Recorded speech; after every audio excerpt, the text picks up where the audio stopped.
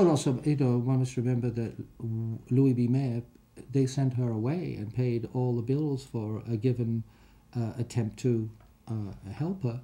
One doesn't know what influences when one is working very hard. I remember Joan Blondell, who was adorable.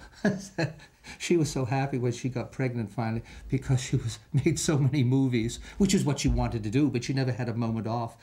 And then you work 6 days a week, and on Saturday night, after they got the glad talk on the big sound stage from Jack Warner, you go home and fall into bed and sleep until Monday, you know. And she said finally she was so thrilled when she was going to have a baby because she knew that she would have a given amount of time off.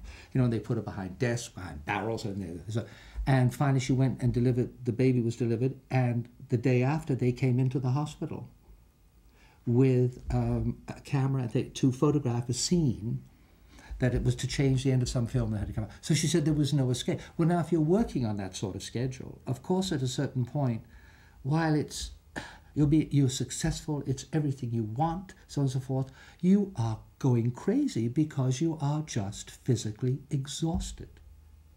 And so it's a double-edged sword. And if you're a person who's very high-strung, which certainly Judy was, and a unique talent of such extraordinary proportion, I'm sure the weight was immense. Now, how that is helped or not helped, what are you going to do? Are you going to fire her? The old story about Jack Warner calling the Screen Actors Guild because he wanted Errol Flynn chastised by the Guild because his behavior was so unconscionable. I mean, it was terrible. And the Guild reviewed the case, the issue, and they said, "Mr. Warner, you're quite right. You should fire him." He said, "I can't fire him. He's my biggest star." He said, "I want him chastised." Well, you can't. You know, I mean, Janet is, to me, an example of somebody who could walk away from it. Do you think, with all of the hard work, that you could tell me if you have ever met what a good example would be of an actress with all of the work and all of the complaining, she could not give it up? I mean, and would never give it up for any relationship. I mean, are there two kinds of women? A lot of people walked away from it who were enormous stars. Colleen Moore comes to mind, who walked away from it and became, she was one of the richest women in America, I think. She had a wonderfully successful life.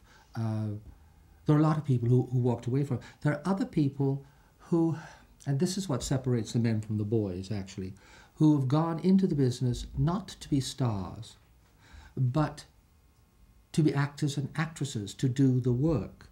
Somewhere along the journey of their career, they have times when they have been enormously successful. And then that period of stardom in that way has got, and they still act. Teresa Wright is one of those people.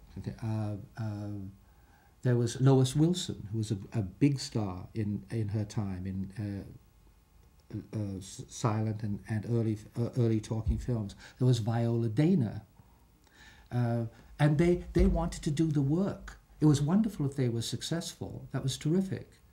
But their idea was, I mean, Joan Crawford's idea was to be a star. That was her position in life. That's fine, but with it goes a lot of there's a lot of rough pavement there that you have to deal with, because that's a heavy load to carry. I mean, but if you want it and you're willing to pay the price, hooray! But Deanna Durbin, who had one of the biggest careers we can ever imagine in films, probably one of the highest paid actresses in the history of film, she walked away from it, never has had even a picture taken of her. She has a very happy, wonderful existence in France and has never missed it. Anita Page also. Yeah. So that's just wonderful. It depends why you go. If you go into this profession because you think becoming successful is going to be the panacea of all your ill, then you're in deep trouble. You know, it's like you're not beautiful if you have a pimple on your face. If that's the trigger, then you're in for trouble. If you go into it because it's something you simply must do, that's different.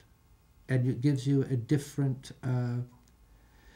it gives you a different yeast, I think, because it is so difficult a profession. It is such a difficult life that you've got to know why you're there, because for the most part, I mean, it's the only profession I know of where the accumulation of one's excellence and experience doesn't really count for too much next Monday morning, unless you have a really big overview about why you are there or why you want to stay in it. Because everybody's inviting you out of it. You know, there are 80 million people who can do the same thing you can do.